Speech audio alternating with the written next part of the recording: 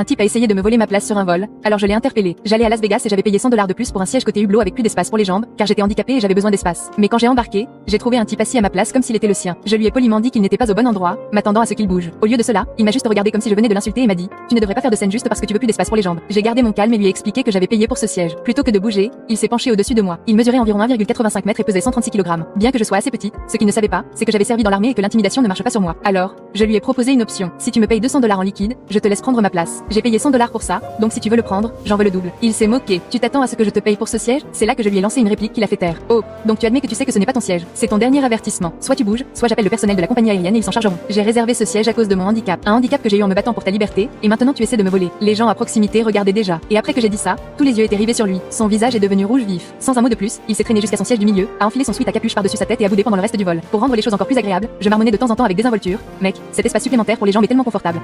Un type a essayé de me voler ma place sur